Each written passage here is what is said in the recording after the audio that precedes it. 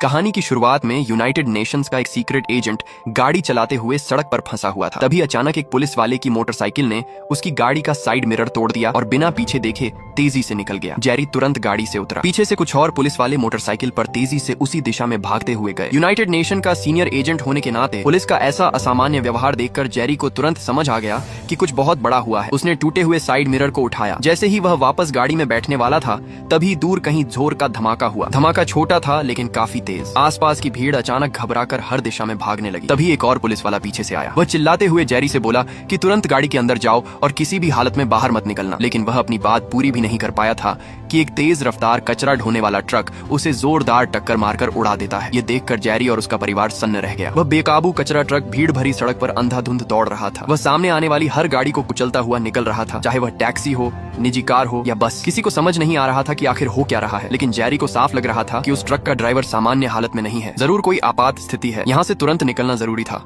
Jerry ने तुरंत accelerator दबाया और ट्रक द्वारा बने खाली रास्ते का फायदा उठाकर वहां से निकलने लगा। लेकिन जैसे ही वह चौराहे पर पहुंचा, कचरा ट्रक पलट गया। जेरी संभल भी नहीं पाया था कि बगल से एक एम्बुलेंस ने उसकी गाड़ी को टक्कर मार दी। खुशकिस्मती से परिवार के सभी लोग सीट बेल्ट लगाए हुए थे। वे सिर्फ डर गए थे। कोई गंभीर चोट नहीं आई। लेकिन बाहर का नजारा पूरी तरह अफरा तफरी में बदल चुका था। कैमरा जैसे पीछे हटकर दिखाता है कि हर कोई शहर से बाहर की ओर भाग रहा है। असली संकट अब सामने आ चुका था। भीड़ के बीच बड़ी संख्या में ज़ॉम्बी भी मौजूद थे। वे बेहद फुर्तीले थे और भागते हुए इंसानों का पीछा करके उन्हें मार रहे थे। जेरी और उसका परिवार अभी तक पूरी तरह समझ नहीं पाए थे कि हो क्या रहा है। जेरी ने जल्दी से पिछली सीट से अपनी छोटी बेटी को उठाया और चारों तरफ नजर दौड़ाई। सड़क पर लोग जान बचाने के लिए इधर उधर भाग रहे थे। कुछ लोगों के व्यवहार से साफ लग रहा था कि वे किसी चीज से बच रहे हैं। जेरी ने ज्यादा सोचे बिना पत्नी और बेटियों को वहां से निकालना शुरू किया। उसी समय उसने देखा कि एक महिला पागलों की तरह एक कार पर कूद गई। उसने सिर मारकर विंडशील्ड तोड़ दी, ड्राइवर को बाहर खींचा और उसे बेरहमी से काटने लगी। चीखों की आवाज गूंज उठी। यह देखकर जेरी का शरीर सिहर उठा। उसे समझ आ गया कि ये सब खून के प्यासे ज़ॉम्बी हैं। जेरी ने बिना देर किए परिवार को सामने खड़ी एक मोटर होम की तरफ दौड़ाया। भागते समय उसकी छोटी बेटी का खिलौना गिर गया। जेरी ने तुरंत उसे उठा लिया। पहले हुई टक्कर के कारण खिलौना अचानक आवाज करने लगा। जेरी भागते हुए पीछे मुड़कर देख रहा था। जिसे अभी अभी काटा गया था वह जमीन पर गिरकर जोर जोर से कांप रहा था। जेरी ने पहली बार अपनी आंखों से देखा कि एक सामान्य इंसान काटे जाने के बाद कैसे पूरी तरह बदल जाता है। उसने समय गिना। सिर्फ 12 सेकंड में वह व्यक्ति पूरी तरह चेतना खो बैठा और संक्रमित हो गया। संक्रमण की रफ्तार चौंकाने वाली थी। जेरी को तुरंत समझ आ गया कि इतनी भीड़ वाली सड़क पर हालात कितने भयानक हो सकते हैं। वह जल्दी से मोटर होम में घुसा और गाड़ी स्टार्ट करने ही वाला था कि कुछ ज़ॉम्बी सामने आ गए। लेकिन उसकी पत्नी ने तुरंत एक ज़ॉम्बी को जोरदार लात मारकर हटाया। जेरी ने स्टीयरिंग घुमाकर एक और ज़ॉम्बी को हटाया और किसी तरह वहां से निकलने में कामयाब हुआ। वे शहर से बाहर की ओर तेजी से भागने लगे। पीछे ज़ॉम्बियों का झुंड उनका पीछा कर रहा था। जिन लोगों को काटा जा रहा था वे तुरंत संक्रमित हो रहे थे और ज़ॉम्बियों की संख्या तेजी से बढ़ती जा रही थी। सेना की रक्षा रेखा टूट चुकी थी। जेरी गाड़ी दौड़ाता हुआ शहर से दूर सुनसान इलाके में पहुंचा। वहां जाकर परिवार को थोड़ी राहत मिली। आसमान में लड़ाकू विमान पीछे हटते हुए दिखाई दे रहे थे। इसका मतलब था कि शहर पूरी तरह नियंत्रण से बाहर हो चुका है। तनाव और डर के कारण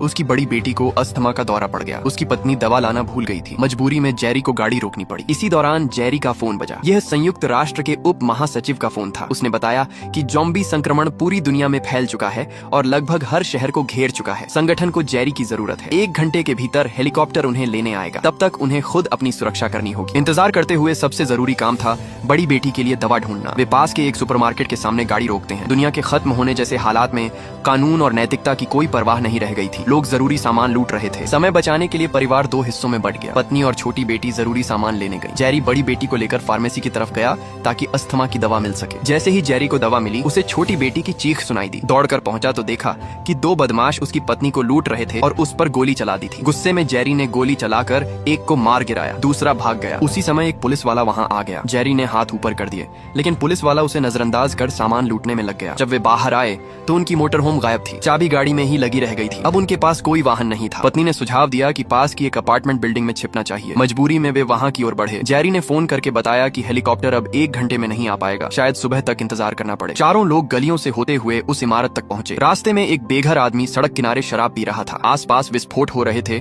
और नए ज़ॉम्बी दिखाई दे रहे थे। अजीब बात यह थी कि ज़ॉम्बी उस बेघर आदमी को नजरअंदाज कर रहे थे। किसी तरह वे इमारत के अंदर घुसे और दरवाजा बंद किया। पीछे से ज़ॉम्बियों का झुंड आ गया। वे ऊपर की ओर भागे। मोड़ पर उन्हें लगा कि उनकी छोटी बेटी खो गई है, लेकिन वह आगे रास्ता ढूंढ चुकी थी। ऊपर एक मैक्सिकन परिवार ने दरवाजा खोलकर उन्हें अंदर आने दिया। उन्होंने पानी और खाना दिया। सबने खाना खाया और कुछ देर आराम किया। आधी रात के बाद जेरी ने सोचा कि उन्हें यहाँ से निकलना चाहिए। उसने उस परिवार को भी साथ चलने का सुझाव दिया, लेकिन वे डर के कारण अंदर ही रुकना चाहते थे। जेरी ने उनकी इच्छा का सम्मान किया। फिर उसने ज़ॉम्बियों से बचाव की तैयारी शुरू की। उसने एक मोटी पत्रिका और टेप से अपने हाथ पर सुरक्षा परत बांधी, एक चाकू को बंदूक से बांध लिया ताकि नजदीकी हमले में काम आ सके। निर्देश के अनुसार वे चुपचाप छत की ओर बढ़े। नीचे से ज़ॉम्बियों की आवाजें आ रही थी। जैसे ही दरवाजा खुला, एक ज़ॉम्बी सामने आ गया। जेरी ने तुरंत गोली मार दी, लेकिन गोली की आवाज से पूरी इमारत के ज़ॉम्बी सक्रिय हो गए। वे तेजी से सीढ़ियां चढ़ने लगे। जेरी ने पत्नी से कहा कि वह पहले छत पर जाकर सिग्नल दे। वह खुद पीछे रहकर ज़ॉम्बियों को रोकने लगा, लेकिन ज़ॉम्बी ताकतवर और तेज थे। वे उसे दीवार से दबाने लगे। आखिरी पल में एक गोली चली और ज़ॉम्बी गिर गया। गोली चलाने वाला कोई और नहीं बल्कि उसी मैक्सिकन परिवार का छोटा लड़का था। ज़ॉम्बी उनके घर में भी घुस गए थे, सिर्फ वही बच पाया था। जेरी की पत्नी ने छत पर पहुंचकर फ्लेयर जला दिया। हेलीकॉप्टर ने सिग्नल देख लिया। जेरी भी लड़के को लेकर छत पर पहुंचा, लेकिन जेरी अचानक छत के किनारे गया और 1 से 12 तक गिनने लगा। लड़ाई के दौरान ज़ॉम्बी का खून उसके मुंह में चला गया था। वह नहीं जानता था कि इससे संक्रमण होगा या नहीं। अगर वह संक्रमित होता तो खुद नीचे कूद जाता।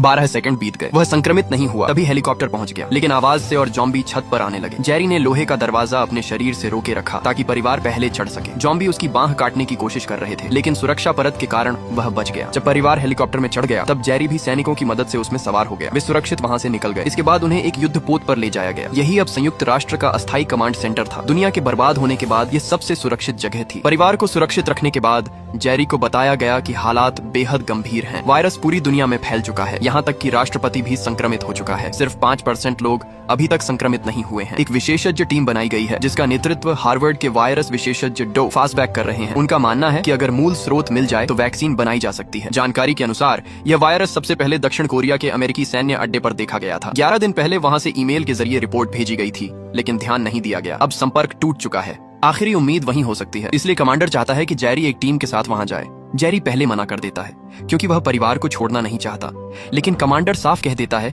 कि यहाँ हर व्यक्ति को योगदान देना होगा। अगर वह नहीं गया तो उसके परिवार को जहाज से उतार दिया जाएगा। परिवार की सुरक्षा के लिए जेरी के पास कोई विकल्प नहीं बचता। वह मिशन स्वीकार कर लेता है। पत्नी को सैटेलाइट फोन देकर कहता है कि जब तक संपर्क बना रहे सब ठीक है। फिर वह दक्षिण कोरिया के लिए रवाना हो जाता है। डॉक्टर को भरोसा है कि वायरस के पीछे जरूर कुछ सुराग होगा। अगर स्रोत मिल गया तो समाधान भी मिल जाएगा। यह सुनकर जेरी को उम्मीद की एक किरण दिखाई देती है। शायद यह मिशन सफल हो सकता है। सीन कट होता है और हमें अलग ही लेवल के ज़ॉम्बीज दिखाए जाते हैं। 100 मीटर ऊंची दीवार को उन्होंने बस एक दूसरे के ऊपर चढ़कर ऐसे पार कर लिया जैसे वो कोई छोटी सी बाढ़ हो। रास्ते में एक बड़ी बस खड़ी थी जो उनका रास्ता रोक रही थी। उन्होंने बिना एक पल सोचे उसे सीधे उठाकर पलट दिया। हथियारबंद हेलीकॉप्टर ऊपर से पागलों की तरह गोलियां बरसा रहा था, लेकिन कुछ ही पलों में हेलीकॉप्टर पर ज़ॉम्बी लटक गए। आखिर में हेलीकॉप्टर इंसानों समेत सीधे नीचे गिर गया। उस समय पूरी दुनिया में ज़ॉम्बी वायरस का बड़ा विस्फोट हो चुका था। दुनिया को खत्म होने से रोकने के लिए जेरी को मजबूरी में एक मिशन दिया गया। उसे हार्वर्ड से आए एक वायरस विशेषज्ञ डॉक्टर की सुरक्षा करनी थी और वायरस के असली स्रोत तक जाकर इस संकट को खत्म करने का तरीका ढूंढना था। लेकिन जैसे ही उनका विमान जमीन पर उतरा, ज़ॉम्बियों की भीड़ पागलों की तरह उनकी तरफ दौड़ पड़ी। जो डॉक्टर अभी कुछ देर पहले विमान में हंसते बोलते जा रहे थे, उन्होंने ऐसा मंजर कभी नहीं देखा था। असली ज़ॉम्बी को सामने देखकर वो पूरी तरह सुन्न हो गए। वो पलटकर वापस विमान की तरफ भागे, लेकिन अचानक उनका पैर फिसल गया। गिरते समय उनके हाथ से ट्रिगर दब गया। वो जमीन पर गिरे, खुद ही अपने सिर को पकड़ लिया और बेहद अजीब तरीके से वहीं मारे गए। उनकी इस अजीब हरकत ने वहाँ मौजूद लोगों और ज़ॉम्बियों दोनों को एक पल के लिए हैरान कर दिया। अच्छी बात यह थी कि आसपास तैनात अमेरिकी सैनिकों ने हलचल की आवाज सुन ली और तुरंत मदद के लिए पहुंच गए। जेरी वहां रुकने की हिम्मत नहीं कर सका। उसे डॉक्टर को वहीं छोड़ना पड़ा और सेना के साथ आगे बढ़ना पड़ा। वे लोग लगातार गोली चलाते हुए किसी तरह घेरा तोड़कर बाहर निकले। सुरक्षित बेस पर पहुंचने के बाद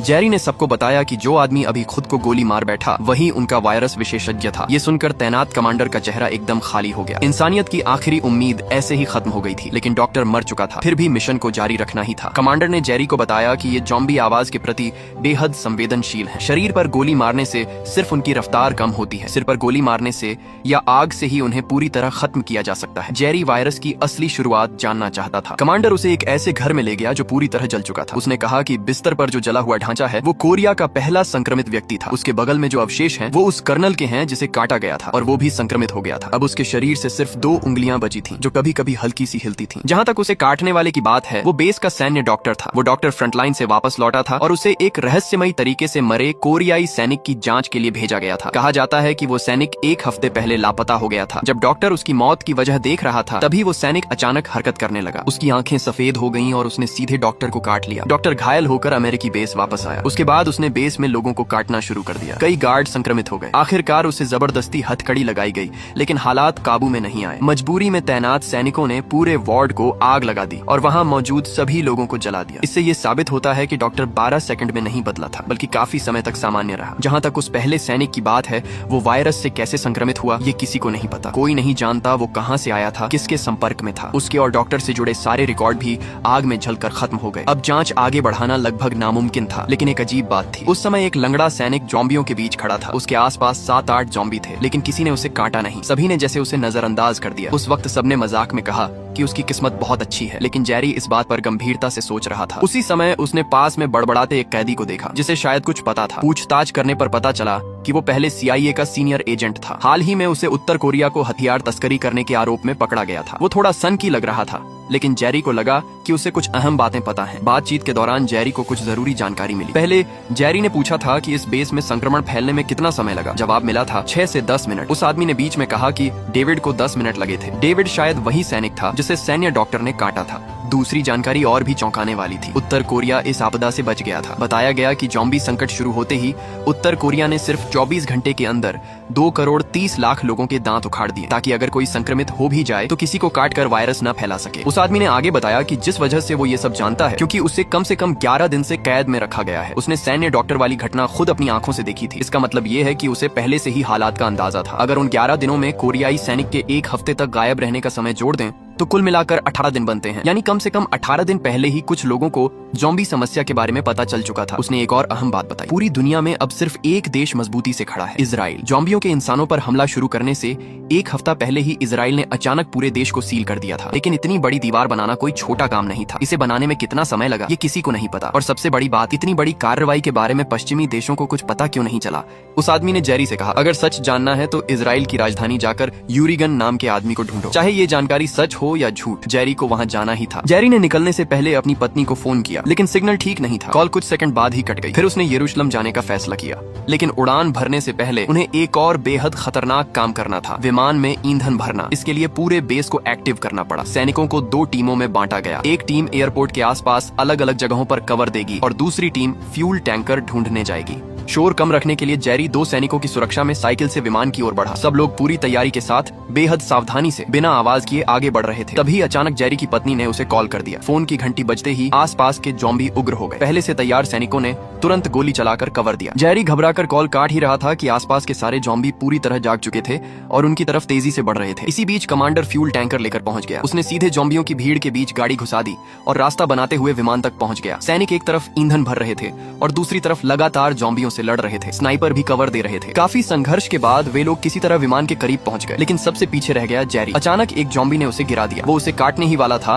कि कमांडर ने गोली चलाकर उसे बचा लिया, लेकिन उसी समय कमांडर का ध्यान बंट गया और एक जॉम्बी ने उसकी जांघ में काट लिया। जेरी ये देखकर अंदर से टूट गया। उसे गहरा अफसोस हुआ, लेकिन अब कुछ भी बदलना संभव नहीं था। जेरी हेलीकॉप्टर पर चढ़ गया। विमान में ईंधन भर चुका था, बस पाइप हटाना बाकी था। एक सैनिक ने खुद को बलिदान करने का फैसला किया और पाइप निकालने चला गया। जेरी तेजी से कॉकपिट में घुसा, जॉम्बियों को बाहर रोकते हुए पायलट की मदद की ताकि उड़ान भरी जा सके। जो सैनिक उनकी रक्षा कर रहे थे वे सभी एक एक करके मारे गए। उन्होंने अपनी जान देकर जेरी को एक अनजान उम्मीद दी। विमान रात की बारिश में उड़ गया। सब कुछ शांत हुआ तो जेरी ने तुरंत पत्नी को फोन करके बताया कि वो सुरक्षित है, लेकिन कुछ ही शब्द बोले थे कि दूर कहीं अचानक परमाणु विस्फोट हुआ। धमाका इतना बड़ा था कि उसकी गूंज हजारों मीटर ऊंचाई तक महसूस हुई। झटके की वजह से विमान नियंत्रण खो बैठा, लेकिन पायलट ने समय रहते उसे संभाल लिया। दोनों किसी तरह बच निकले, लेकिन जेरी खुश नहीं था। रणनीतिक हथियार का इस्तेमाल इस बात का संकेत था कि इंसान अब आखिरी मोर्चे पर पहुंच चुके हैं। एक रात के बाद विमान यरूशलेम के ऊपर पहुंच गया। हवाई यातायात सामान्य तरीके से संचालित हो रहा था। पूरा एयरपोर्ट व्यवस्थित था। विमान सुरक्षित उतरा, लेकिन समय बहुत कम था। आराम का मौका नहीं था। जेरी ने पायलट से कहा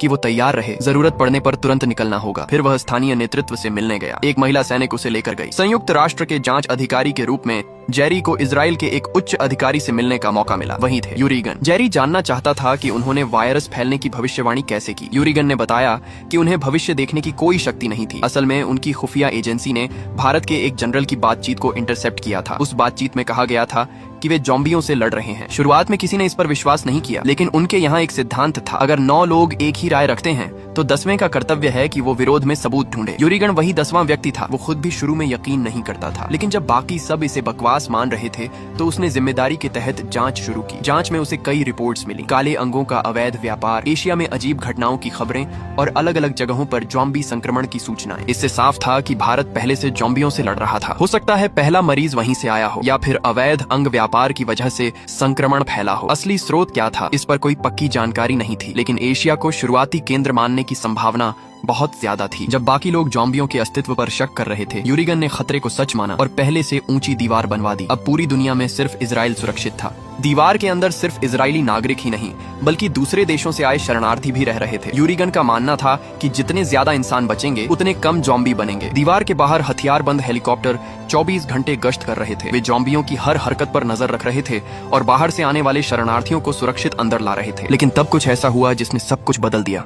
इस तबाही भरी दुनिया में बचे हुए लोग बहुत कम रह गए थे। दीवार के अंदर पहुंचने वाले शरणार्थी इतने खुश थे कि कुछ लोग तो जमीन पर घुटनों के बल बैठकर आसमान का शुक्रिया अदा कर रहे थे। दो लड़कियां खुद को रोक नहीं पाईं। उन्होंने एक माइक्रोफोन उठाया और सबको साथ में गाना गाने के लिए कहा, जैसे वे इस नई जिंदगी का जश्न मना रहे हों। लेकिन स्पीकर से निकलने वाली आवाज बिजली के करंट के जरिए दीवार के बाहर तक पहुंच गई। उस तेज आवाज ने बाहर मौजूद ज़ॉम्बियों को और ज्यादा उकसा दिया। ज़ॉम्बी आवाज के लिए बेहद संवेदनशील थे। जैसे ही उन्हें ये शोर सुनाई दिया, वे सब एक ही जगह इकट्ठा होने लगे। फिर उन्होंने अपनी आदत के मुताबिक एक दूसरे पर चढ़ना शुरू कर दिया। वे खुद को इंसानी सीढ़ी की तरह जोड़कर ऊपर चढ़ने लगे। दीवार के अंदर मौजूद लोगों को जरा भी अंदाजा नहीं था कि उनके सिर पर कितना बड़ा खतरा मंडरा रहा है। उसी समय जेरी के मन में सवाल चल रहा था, अगर उसे भारत जाना होता तो वह कहां से शुरू करता, वह किससे बात करता। भारत इस समय एक ब्लैक होल की तरह था, कोई पक्की जानकारी नहीं। वह खुद से कह रहा था कि डॉक्टरों की बहादुरी को नजरअंदाज नहीं किया जा सकता, लेकिन अब बहुत देर हो चुकी थी। अब दीवार बनानी ही एकमात्र रास्ता था। दीवार के अंदर और बाहर का फर्क बिल्कुल आग और बर्फ जैसा था। अंदर लोग बेफिक्र होकर जश्न मना रहे थे, जैसे बाहर मौजूद खतरे का कोई मतलब ही न हो। तेज आवाज लगातार बाहर तक जा रही थी और बाहर के ज़ॉम्बी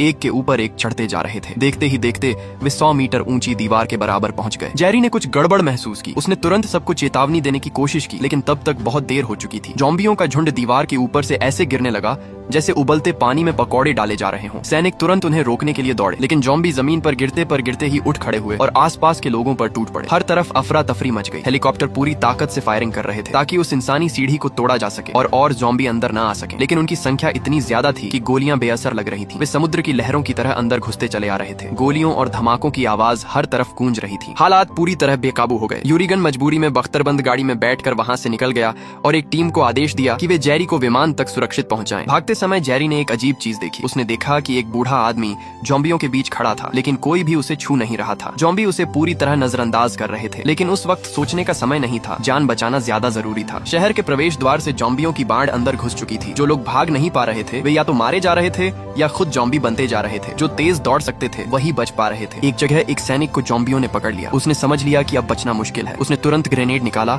और खुद को उड़ा दिया ताकि साथ में कई ज़ॉम्बी भी खत्म हो जाएं। जेरी को लेने के लिए हेलीकॉप्टर तैयार था, लेकिन रास्ता पूरी तरह ज़ॉम्बियों से भरा था। भारी फायरिंग के बावजूद वे आगे बढ़ते ही जा रहे थे। मजबूरी में जेरी और उसकी टीम पास के एक टावर की तरफ भागे। वहीं जेरी ने फिर वही अजीब बात देखी। एक बेहद दुबला पतला लड़का, जिसे देखकर लगता था कि वह ल्यूकेमिया का मरीज है, ज़ॉम्बियों के बीच खड़ा था और कोई उसे छू नहीं रहा था। सारे ज़ॉम्बी उसे छोड़कर बाकी लोगों पर हमला कर रहे थे। अब जेरी का शक और मजबूत हो गया। उसे लगने लगा कि शायद गंभीर बीमार या कमजोर लोगों को ज़ॉम्बी नजरअंदाज कर रहे हैं, लेकिन उस समय रुककर इस पर सोचने का मौका नहीं था। सैनिकों ने ग्रेनेड फेंककर रास्ता साफ करने की कोशिश की। धमाका हुआ, लेकिन पूरी तरह सफाई नहीं हुई तो एक और ग्रेनेड फेंका गया। धुआं छंटने के बाद कई ज़ॉम्बी उड़े पड़े थे, लेकिन एक महिला सैनिक के हाथ पर काट लिया गया था। जेरी ने बिना देर किए चाकू निकाला और उसका हाथ कलाई से काट दिया। उसने तुरंत कपड़े से खून रोकने की कोशिश की। वह सेकंड गिन रहा था। अगर संक्रमण फैलता तो साथ खड़े सैनिक तुरंत गोली मार देते, लेकिन कट सही समय पर हुआ था। वायरस उसके शरीर में नहीं फैल पाया। वे आगे भागे, लेकिन ज़ॉम्बी हेलीकॉप्टर तक पहुंच गए। कुछ ज़ॉम्बी उस पर कूद पड़े। हेलीकॉप्टर नियंत्रण खो बैठा और वहीं गिरकर टूट गया। अब उनके पास पैदल भागने के अलावा कोई रास्ता नहीं था। एयरपोर्ट पर हालात और भी खराब थे। हर तरफ ज़ॉम्बी थे। जो कुछ गिने चुने यात्री विमान थे, उनमें जगह बहुत कम थी। जेरी का पायलट यह सोचकर उड़ चुका था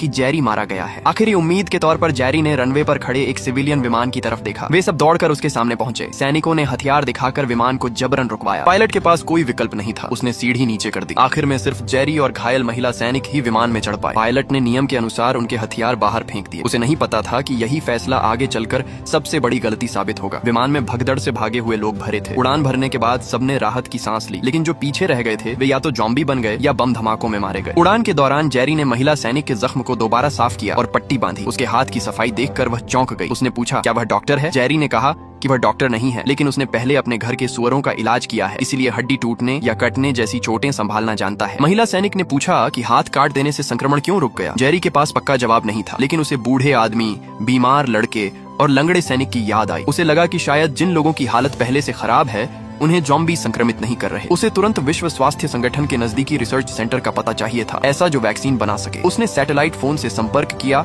और पायलट को रास्ता बदलने के लिए कहा, लेकिन तभी विमान में कुछ अजीब हुआ। एक कुत्ता लगातार टॉयलेट के दरवाजे पर भौंक रहा था। एयर होस्टेस ने दरवाजा खोला। उसी समय विमान के दूसरे हिस्से में जेरी को हलचल महसूस हुई। जब उसने पर्दा हटाकर देखा तो अंदर भयानक हाल था। एक जॉम्बी टॉयलेट में छिपा था और अब हमला शुरू हो चुका था। जेरी ने सबको शांत रहने और आवाज न करने को कहा। उन्होंने सूटकेस लगाकर रास्ता बंद करने की कोशिश की, लेकिन गलती से एक सूटकेस गिर गया। आवाज सुनते ही जॉम्बी टूट पड़े। हजारों मीटर की ऊंचाई पर अफरा तफरी मच गई। कुछ लोग जेरी के साथ डटे रहे, बाकी कॉकपिट की तरफ भागे। पायलट दरवाजा खोलना चाहता था, लेकिन सह पायलट ने मना कर दिया, क्योंकि इससे कोई नहीं बचेगा। जॉम्बी अंदर घुस आए। इतनी तंग जगह में बिना हथियार के लड़ना नामुमकिन था। जेरी बैग से उन्हें रोकने की कोशिश कर रहा था। तभी महिला सैनिक ने पिस्तौल से कुछ गोलियां चलाई, लेकिन गोलियां कम थीं। वे ज्यादा देर नहीं टिक सकते थे। जेरी की नजर उसके ग्रेनेड पर पड़ी। उसके दिमाग में एक खतरनाक योजना आई। वह जॉम्बियों को उड़ाने के लिए नहीं, बल्कि विमान के साइड में छेद करने के बारे में सोच रहा था, ताकि हवा का तेज दबाव जॉम्बियों को बाहर खींच ले। लेकिन इससे उन यात्रियों को भी खतरा था जो अभी संक्रमित नहीं थे। वह फैसला नहीं कर पा रहा था। उसने महिला सैनिक की तरफ देखा। चारों तरफ चीखें गूंज रही थीं। बचने का कोई रास्ता नहीं था। दोनों ने एक दूसरे की आंखों में देखा। तभी इस आदमी ने सच में विमान के अंदर बम फेंक दिया, क्योंकि विमान के सभी यात्री पहले ही जॉम्बी बन चुके थे। इसलिए उस वक्त उसके पास सब कुछ दांव पर लगाने के अलावा कोई रास्ता नहीं था। एक जोरदार धमाके के साथ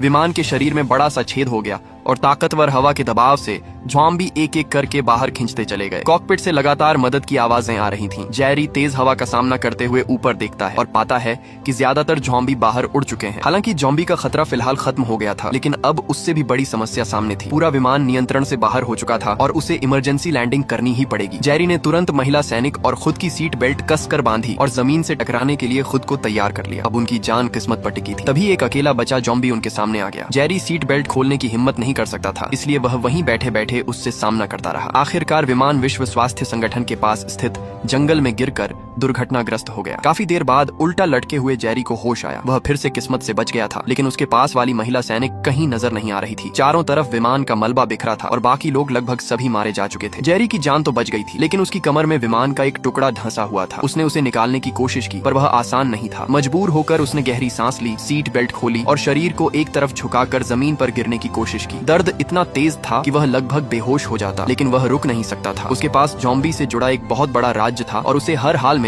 विश्व स्वास्थ्य संगठन तक पहुंचना था। उसी वक्त पता चला कि वह महिला सैनिक भी जिंदा बच गई है। दोनों घायल हालत में एक दूसरे का सहारा लेकर काफी देर तक चलते रहे और आखिरकार पास के विश्व स्वास्थ्य संगठन के रिसर्च सेंटर तक पहुंच गए। गेट पर पहुंचते पहुंचते जेरी की हालत बिगड़ गई और वह बेहोश हो गया। महिला सैनिक को पता नहीं था कि अंदर की जगह सुरक्षित है या नहीं, इसलिए उसने अंदर मौजूद लोगों से मदद की गुहार लगाई। उधर कमांड जहाज पर जब यह खबर पहुंची कि जेरी का विमान दुर्घटनाग्रस्त हो गया है और उससे संपर्क टूट गया है, तो कमांडर ने मान लिया कि वह मर चुका है। उसने तुरंत उसका परिवार जहाज से उतारने का आदेश दे दिया और उन्हें जमीन पर बने शरणार्थी कैंप में भेजने की तैयारी शुरू कर दी। एक साथी ने जितना हो सका समय टालने की कोशिश की, लेकिन आपदा के समय इंसानियत की कीमत बहुत कम रह जाती है। आखिरकार जेरी का परिवार मजबूरी में विमान में बैठकर जहाज छोड़ देता है। जेरी को इस बारे में कुछ भी पता नहीं था। वह लगातार 3 दिन और 3 रात तक बेहोश रहा। जब उसे होश आया तो सबसे पहले उसने अपने साथी से संपर्क किया और बताया कि वह जिंदा है। उधर से यह सुनकर सब हैरान रह गए, लेकिन जब जेरी को पता चला कि उसके परिवार को जहाज से उतार दिया गया है तो वह गुस्से से भर गया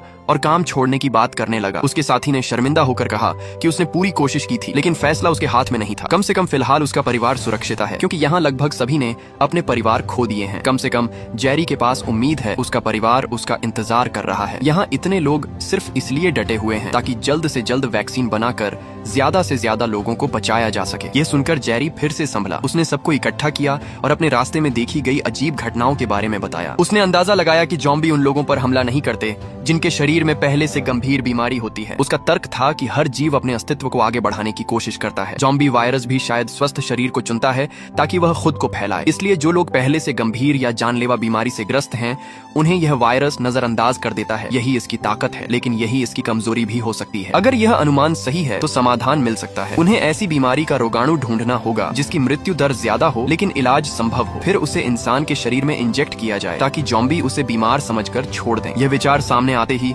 सबके लिए नई उम्मीद पैदा हो गई। एक महिला वैज्ञानिक ने कहा कि प्रकृति में ऐसा व्यवहार देखने को मिलता है जहाँ शिकारी बीमार शिकार से बचते हैं। इसे परखने का तरीका सीधा है। लैब में चेचक और फ्लू जैसे रोगाणु मौजूद हैं। अगर कोई व्यक्ति खुद पर परीक्षण करे और फिर ज़ॉम्बी के सामने जाए तो सच्चाई सामने आ जाएगी। लेकिन एक समस्या थी, जहाँ ये रोगाणु रखे थे उस गोदाम के आसपास 100 से ज्यादा ज़ॉम्बी घूम रहे थे। वहाँ से नमूना लाना लगभग मौत को दावत देने जैसा था। फिर भी जेरी ने जोखिम उठाने का फैसला किया। उसके साथ महिला सैनिक और एक शोधकर्ता भी थे। तीनों साधारण सुरक्षा उपकरण लेकर एक टीम की तरह खतरनाक बी सेक्शन में दाखिल हुए। वे बहुत सावधानी से चल रहे थे ताकि कोई आवाज न हो। हर कदम सोच समझ कर रखा जा रहा था, लेकिन गलती से एक खाली चीज को पैर लग गया और हल्की आवाज हो गई। कंट्रोल रूम में बैठे लोग घबरा गए। शुक्र था कि ज़ॉम्बी थोड़ी दूरी पर थे। आगे बढ़ते हुए उन्होंने रोशनी जला दी ताकि अंधेरे में ठोकर न लगे। अब वे और ज्यादा सावधान थे। लेकिन जब वे लैब के पास पहुंचे तो फर्श पर बिखरे कांच पर पैर पड़ गया और तेज आवाज हुई। आसपास के ज़ॉम्बी हरकत में आ गए। बी सेक्शन में ज्यादातर ज़ॉम्बी लंबे समय से बिना किसी शोर के सुस्त हालत में थे, इसलिए उनकी चाल धीमी थी। एक कमरे में एक ज़ॉम्बी गोल गोल घूम रहा था। जैसे ही वह दूसरी दिशा में मुड़ा,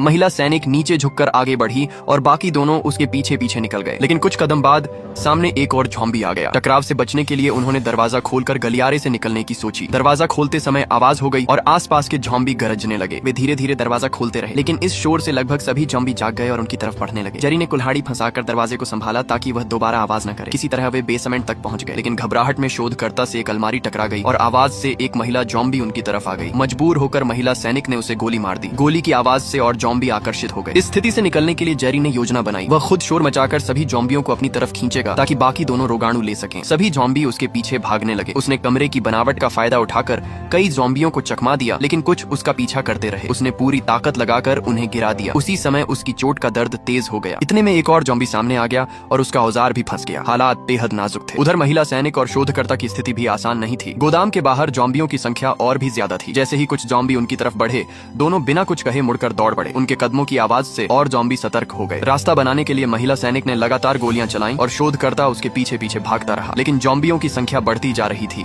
इसलिए उन्हें मजबूर होकर वापस उसी रास्ते लौटना पड़ा। कंट्रोल रूम में बैठे लोग स्क्रीन पर यह सब देखकर घबरा गए। कई लोगों ने कहा कि अब उन्हें बचाना मुश्किल है। फिर भी आखिरी पल में फैसला लिया गया कि रास्ते का दरवाजा पहले से खोल दिया जाए। किस्मत से दोनों सही सलामत सुरक्षित क्षेत्र में लौट आए। अब सबकी उम्मीद सिर्फ जेरी पर टिकी थी। अच्छी बात यह थी कि गोदाम के पास के काफी ज़ॉम्बी उनके पीछे भाग गए थे। इधर जेरी आखिरकार बी सेक्शन के वायर्स स्टोरेज रूम तक पहुंच गया। अंदर घुस तो गया, लेकिन आई सेक्शन से संपर्क नहीं हो पा रहा था, इसलिए उसे पता नहीं था कि कौन सी दवा सही रोगाणु है। अगर गलत चुन लेता तो सारी मेहनत बेकार हो जाती। काफी सोचने के बाद उसने एक लोहे का डिब्बा लिया और जो जो दवाएं उसे सही लगी सब उसमें भर लीं। तभी बाहर अचानक एक ज़ॉम्बी आकर दरवाजे के सामने खड़ा हो गया। हथियार बाहर रह गए थे और अब वह कांच के दरवाजे के उस पार खड़ा उसे देख रहा था। दोनों कुछ पल तक एक दूसरे को देखते रहे। यह लैब बहुत ठंडी थी क्योंकि यहाँ रोगाणु सुरक्षित रखे जाते थे। अगर ज्यादा देर रुकता तो ठंड से ही मर सकता था। अब जेरी के पास एक ही रास्ता बचा था। उसने खुद को ही प्रयोग का विषय बनाने का फैसला किया। दराज से एक इंजेक्शन निकाला और तय किया कि खुद को कोई रोगाणु लगाएगा। इसमें कई खतरे थे। उसे नहीं पता था कौन सा वायरस असर करेगा। अगर गलत चुन लिया तो वह खुद मर सकता था। अगर सही भी चुना तो क्या वाकई ज़ॉम्बी उसे छोड़ देंगे, इसका भी भरोसा नहीं था। लेकिन अब उसके पास कोई और विकल्प नहीं था। उसने एक शीशी उठाई और खुद को इंजेक्शन लगा लिया। फिर कैमरे की तरफ देखकर एक छोटा सा संदेश लिख दिया कि उसके परिवार से कह दिया जाए कि वह उनसे प्यार करता है। इसके बाद वह शांत होकर इंतजार करने लगा। कुछ देर बाद बाहर खड़ा ज़ॉम्बी दरवाजा पीटने लगा। जेरी ने गहरी सांस ली, लोहे का डिब्बा उठाया और दरवाजा खोल दिया। ज़ॉम्बी उसके सामने आया। उसे सूंघा लेकिन हमला नहीं किया। फिर धीरे से मुड़ गया। ये साफ था कि उसका अनुमान सही था। बीमार शरीर को ज़ॉम्बी नजरअंदाज कर रहे थे। जेरी बाकी दवाएं लेकर आराम से बाहर निकला। कंट्रोल रूम में बैठे लोग यह देखकर हैरान रह गए। इसका मतलब था कि अब उनके पास ज़ॉम्बियों से बचने का तरीका मिल चुका है। लेकिन जेरी तुरंत भागा नहीं। वह एक वेंडिंग मशीन के पास रुका, एक सोडा कैन निकाली और आराम से पी। फिर उसने जानबूझकर आवाज की ताकि गलियारे में मौजूद ज़ॉम्बी उसकी तरफ आए। वे तेजी से उसकी ओर बढ़े, लेकिन उसके पास पहुंचकर बिना छुए निकल गए। अब जेरी बिना डरे सीधा चलता हुआ आई सेक्शन तक पहुंच गया और बाकी लोगों से मिला। जांच करने पर पता चला कि उसने जो रोगाणु लगाया था वह इलाज योग्य था। उसके चेहरे पर जो लाल चकत्ते थे उनसे अंदाजा लगा कि उसने खुद को चेचक के रोगाणु से संक्रमित किया था। मिशन सफल हो चुका था। बाद में जेरी शरणार्थी कैंप में अपने परिवार से मिल पाया। विश्व स्वास्थ्य संगठन ने उसके अनुभव के आधार पर एक नई वैक्सीन तैयार की जो इंसान को ज़ॉम्बियों की नजर में बीमार दिखाती थी। बड़े पैमाने पर इसका उत्पादन कर दुनिया भर में भेजा गया ताकि बचे हुए लोग सुरक्षित रह सकें। ये पूरी तरह इलाज नहीं था, लेकिन इससे इंसानों को समय मिल गया। अब वे ज़ॉम्बियों के बीच से गुजर सकते थे और जवाबी कार्रवाई भी शुरू कर सकते थे। हालांकि वायरस का असली स्रोत अब भी नहीं मिला था। जब तक उसका पता नहीं चलेगा, खतरा पूरी तरह खत्म नहीं होगा। इसलिए इंसानों की लड़ाई अभी जारी है।